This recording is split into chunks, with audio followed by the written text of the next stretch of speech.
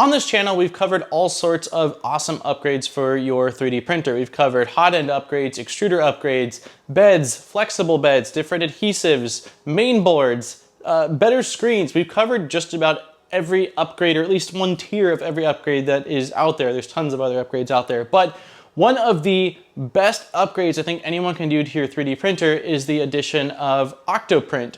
And Octoprint is something we've talked about on this channel before. I've made videos on how to install it, which I will link you guys down below to those videos if you do want to install it or take a look more yourself. But essentially, Octoprint is a web interface that you install onto a small little Raspberry Pi that then connects to your printer via USB. And any printer that is able to be controlled over USB can use Octoprint to then make your printer completely wireless. This will allow you to manage your printers, upload G-code or STL files, start and stop print jobs, and you can even monitor your printers using a webcam if you've got a webcam hooked up to the Pi.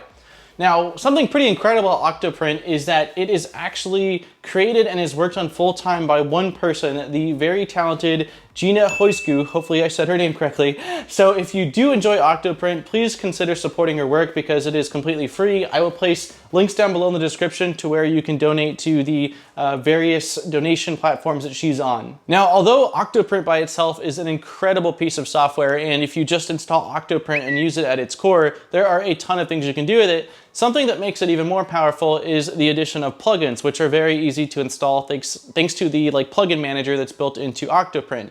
About a year ago, I covered some of my favorite plugins, which you guys liked a lot, and there are so many more plugins that have come out, so many updated plugins. Well, there is one plugin that many of you have talked to me about over the past year, either saying I need to cover it, saying it's amazing. And so today's video, we're going to be looking at a plugin for Octoprint, a very unique plugin called the Spaghetti Detective. Now, the way this plugin works is it uses your camera hooked up to your Raspberry Pi to monitor your print in real time, and it's constantly looking at your print to see what's going on. And if it detects that there is spaghetti, like stringing all over, or things are going completely wrong, it's able to detect that using the algorithm that's constantly evolving based off of failed feedback and send you an email or a text message pausing your print saying, hey, your print's failing, where you can then check it out and decide for yourself whether, yes, it's failing, kill the print, or no, it's fine, it just looks bad, or whatever, and continue the print. So there is a ton to cover, but in today's video, we are going to talk about what the Spaghetti Detective is in a little bit more depth. We're going to talk about when it is useful, who it might be for, how to install it, what my experience has been like. There's a lot to cover. So I'll also do my best to place timestamps in the actual timeline for this video, so that way you can jump to just certain portions if you don't want to watch the entire video. But without further ado, let's get right into today's video.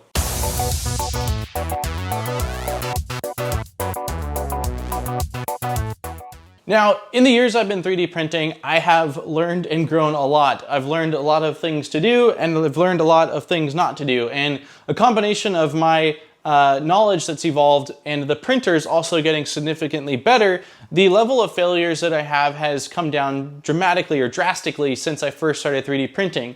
Now, that being said, I still get print failures, whether it's a new filament I'm trying out, whether I didn't level something correctly, whatever the reason is, I do get the occasional failure. And just about a year or two ago, I had a pretty bad failure with a massive PETG print that I was running where something globbed up and the hot end ended up hitting the print, and it knocked the hot end off of the mount that it was on, which could have been really dangerous. I was very lucky that I woke up and nothing was, things were damaged. The printer was very damaged, but nothing bad had happened. But again, print failures is a part of 3D printing, and no matter whether you're a novice or a seasoned pro, you're gonna get some occasional failed prints when 3D printing. Now, overall, I do start most of my prints while I'm home and around, but I do run my fair share of prints that are 12 hours long or 24 hours long or even longer than that. And so it's just not realistic for me to be able to watch the printer all day long and all night long. And if you are concerned about safety with 3D printing in general, I also did do a completely different video on 3D printing safety, which I can link you to in the description below. Now, these failures are where the Spaghetti Detective comes into play. Like I said, it uses your webcam to monitor your prints, and if something is failing badly, it should be able to detect that and let you know. Although I do leave my printers printing unattended because the prints are so long, I do make sure that the safety features are always enabled in firmware and that it is a machine that I have check to make sure the first layers are going down, and that has gained my trust over time from being a consistent machine. But there's a lot of people out there that don't do that. Then they will not run it out of fear that maybe it'll cause a fire, something terrible will happen, they'll damage their printer. There's various reasons why people will not run their 3D printers without having someone around attending them. Now, for those of you, I think this plugin is incredibly useful if you ever do need to run one of those occasional prints, because again, you'll have that second line of defense or that extra set of eyes on your printer when you are not able to have your own eyes on your printer. And also with this plugin, it makes it incredibly easy to, through their web portal, log in on your phone or log in on a computer not on your local network to be able to monitor your printer and start and stop it when you're not at home, which is a awesome feature as well of the Spaghetti Detective. Now that we've talked about the Spaghetti Detective a bit and what its purpose is to ensure that you are having less failed prints, to stop them before you lose too much filament, or cost and material for safety, there's a number of really good reasons to use this plugin. Let's go through quickly what the install process looks like. So as I mentioned, this is a plugin for Octoprint. So first and foremost, you will absolutely need to have Octoprint installed. Links to that are in the description. Aside from Octoprint, you will also need to have a webcam hooked up to your Pi so that way it can monitor your print that's going on in your printer. I highly recommend the Logitech C920. It's a 1080p webcam that's fairly affordable. I've used it a lot for print monitoring as well as even just webcam for video calls. You might even have one. They're a really popular webcam, but really most USB webcams will work fine. So from your browser, we're going to navigate to the Octoprint server, and of course we're going to need to log in. From there, we will go to our settings, click on the plugin manager, and get more. On my plugin manager, it was the first plugin listed, but if not, you can search the Spaghetti Detective to bring it up. We will then click to install, and once it's installed, we will activate it. Octoprint will take a little bit to install and activate it, and once you do that, you will need to restart for the install to take effect. Now, when you reboot Octoprint, you will be greeted with the Detective Wizard. It'll pop up and it'll ask you to create an account, a quick printer profile, and just some basic settings for the Detective, as well as you'll need to grab a key so that way you can link the Spaghetti Detective to your Octoprint install. It'll provide you with a token and you will just need to paste that. And this is really all that's required to get up and running with the Spaghetti Detective. It's quite simple. One other thing that I definitely want to note though is that since it is using a camera feed, you will need to make sure you have adequate lighting. So if your printer doesn't have a light, consider installing maybe an LED strip, or just leave a light on in the room that the printer's in, something of that nature, because if the lights are off, of course, the webcam will not be able to see your print and defeats the purpose of this whole thing. Now, as long as you have the watch for failures turned on in the Detective's panel, when you start a print, the Detective will start working and it'll start monitoring your print right away. With that being said, we should probably quickly talk about the different levels of the Spaghetti Detective, since there are free, pro, and shop tiers. These are outlined really nicely under their pricing tab, but just as a quick summary, the free version gives you 10 detective hours per month with limited camera streaming, which is basically 1 frame per 10 seconds, and 15 megabits of tunneling. Tunneling is the ability to remotely connect to your printer. Like I mentioned, you can monitor it remotely using their secure tunneling feature, but you are limited on the free version of how much you can do that per month. Pro version is $48 a year, and it gives you 1 printer with the ability to stream at 25 frames per second, so it's a much cleaner stream. You also get 50 hours of detective or detection per month, and unlimited connection for tunneling to remote connect, along with the ability to get text messages. The free version only comes with email, so you get text messages, and you get G-code remote uploading and printing, and Slack integration. So there's quite a few more features, and you can add additional printers to the Pro version for $2 each per month. They also have a shop tier, which is meant for someone with a farm of more than 5 printers, and it seems like they work out sort of custom pricing for this depending on what you're looking to do. You can also get prepaid hours and subscription hours, so there's really a lot of flexibility as far as the different tiers and the pricing goes. So a couple things to note is, one, there are ways to get additional free hours by giving feedback, by letting the algorithm know how successful it was, things of that nature. And also, the Spaghetti Detective is actually completely open source, and all of the files are available over on GitHub, as well as instructions on how to set up your own detective server for yourself. If you do end up going with the build your own server in-house version, I'll link you guys over to where they have their donations as well, similar to Octoprint, where you can contribute to the work that they're doing on this project.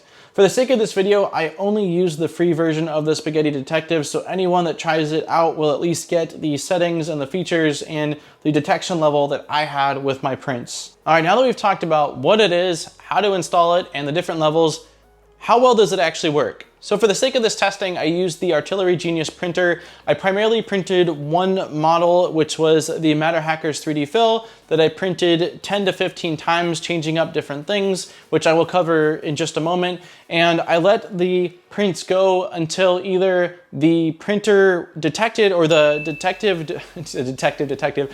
until the Spaghetti Detective noticed that there was a failure, or it got to the point where I'm like, yeah, I need to kill this thing because it's clearly close or in the direction of causing a problem and it's not being detected, so I need to stop it. So for the first print, I started off with all of the settings like I would normally have them. I didn't do anything to sabotage the print. I just wanted to see what happened if I ran a print that I thought was going to be successful. So I started a print, the 3D fill, and roughly 6-ish hours later, I got an email saying that my print was complete. And when I walked out and saw, sure enough, the print was looking great and sitting on the build plate. It's pretty cool because for every single print, it does actually make a time lapse that it then stores on the server. So you can go into your time lapses and see, what went right or what went wrong. And so by doing that, I can go there and just click and watch the fill being made. And again, it was successful like I had anticipated it would be. So great, it completed the first print. It didn't have any false detections, which was something that I was originally concerned about. So now it's time to make the printer fail. And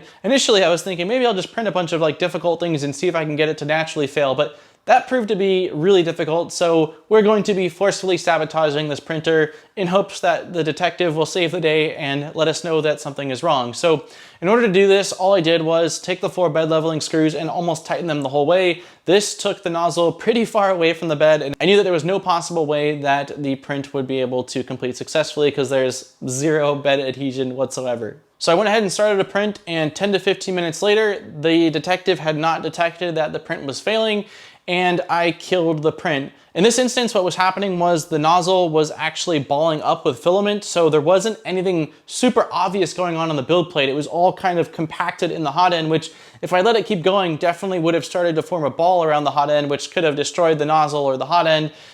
So in this instance, again, I did kill it. I then went ahead and restarted the print again. In this instance, it was much stringier when it was printing or creating a bit of spaghetti, and I did see the meter start to go up to almost like fishy, which is the yellow portion of the gauge, and it still did not detect. It went up, and then it went down, and went up, and went down, and again, at about 10 to 15 minutes, I went ahead and killed the print. So at this point, I was a little bit sad, I'm not gonna lie. I was really hoping that it was going to detect something, but I started looking at my setup and thinking, well, maybe my webcam's too far away. Sure, I can see the print from my computer screen, but maybe the way the detective works, it needs to be closer, like real upfront and personal to be able to see this. So I moved the webcam from off to the side where it was at to much closer, probably about 8 inches to maybe even 10 inches closer, and I started up another print. I then went ahead and started up the exact same print of fill, and at about the 10-minute mark, I saw it going up and then down and then up. At about the 10-minute mark, it did detect that the print was failing. It sent me an email and I was able to kill the print. So I was happy that I had seen a success. So it was 1 for 3 then. I then just wanted to see if it was repeatable. So I started up another print, and this print did the same thing as the first print, where the filament, instead of stringing kind of all over the place, just balled up around the hot end.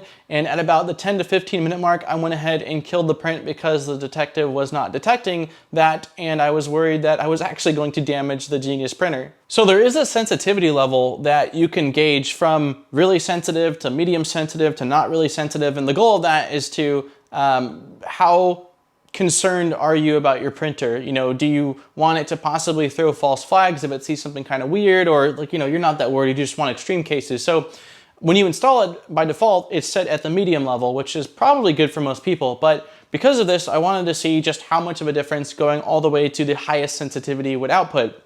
So I changed it to the highest sensitivity, I hit print again, and the exact same thing. It balled up around the hot end, detective did not detect it, and I killed the print. So then I started thinking to myself, okay, what else is going on? Is there something else I could change? I moved the camera closer, that seemed to help out a little bit. I bumped up the sensitivity, which didn't seem to make it crazy sensitive, so I'm just gonna leave it at that.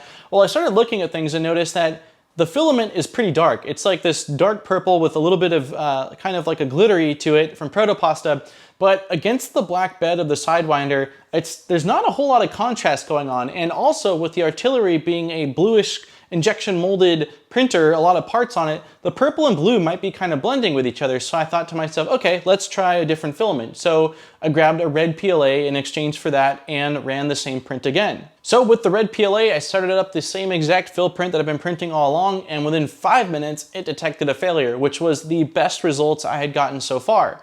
Then I started thinking to myself, okay, well, one of the issues I'm having right now is that this is a fairly small print at 5 hours, so you could easily run this during the day. It's not very wide, it's footprint, so again, that's kind of why it's balling up around the hot end so easily. Well, most people that are probably going to be monitoring overnight prints are going to be doing larger prints. So I went ahead and sliced a Raspberry Pi, or I believe it was a Lurge board case that I had used in a previous video that took up a much bigger footprint of the bed, and I hit print. When I hit print with this, the detective did notice that it was failing at 3 minutes. It was much more noticeable, obviously, for myself as well as the detective, since it took up much bigger footprint. It wasn't balling up around the hot end, and it was laying down just kind of squirrely filament all over the place. It was easily able to see, hey, something's not right here. Let's stop the print.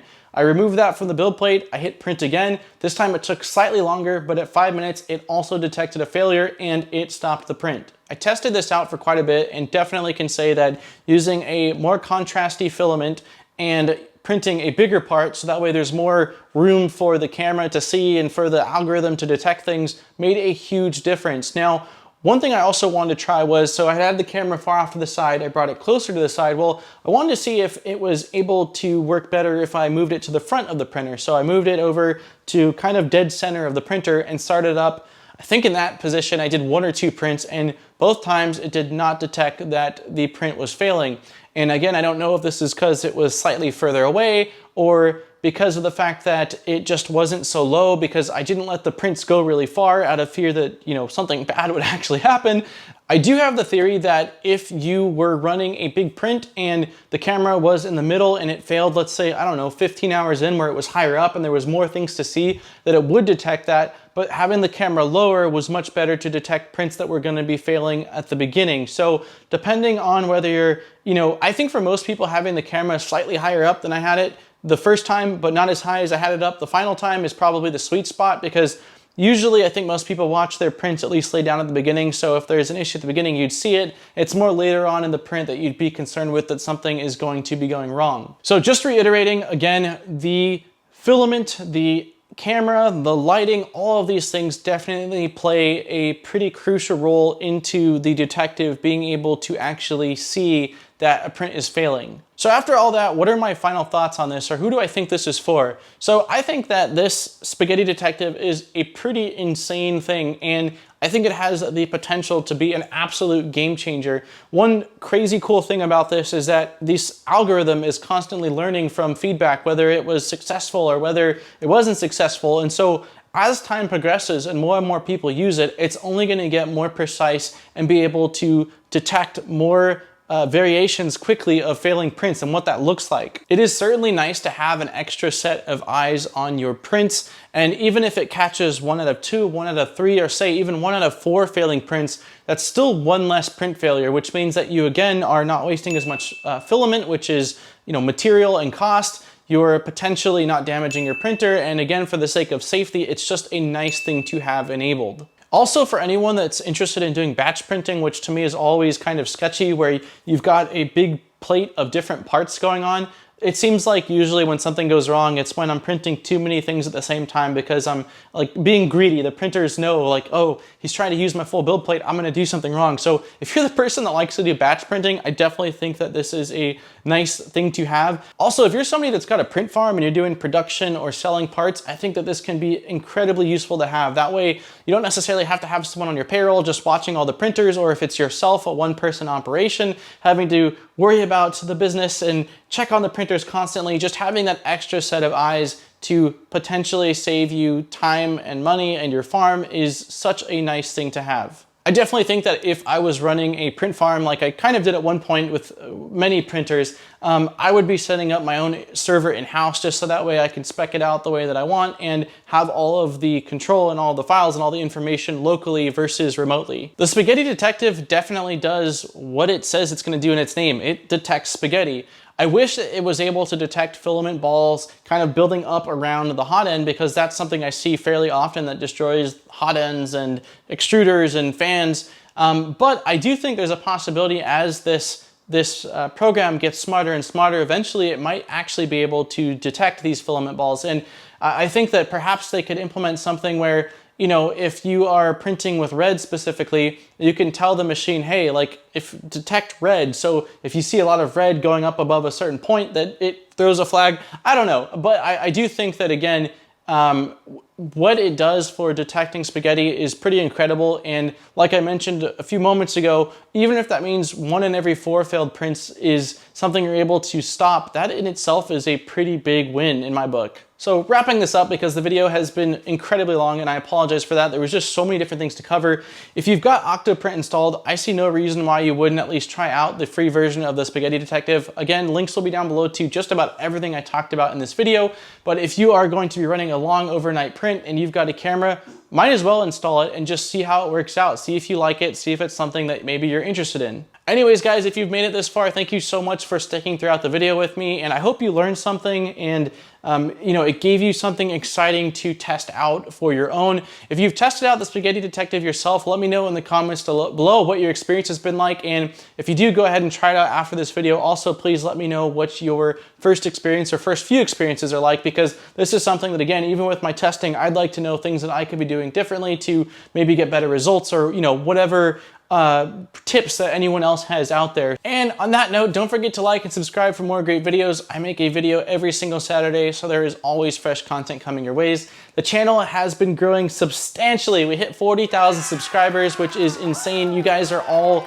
so rad. Thank you so much for following along on this journey and coming back each week to check out what I'm working on and sharing with you guys. If you do want to support the channel furthermore, I'll place links down below in the description. We did get a couple of new Patreon contributors over this past few weeks here, so huge thank you and welcome to all of you. I will be working on some additional cool things for all of my Patreon followers, and you can find out more about that again in the description. On that note, guys, this has been Daniel from ModBot. I look forward to seeing you guys in my next video, and I'm out. Peace, guys.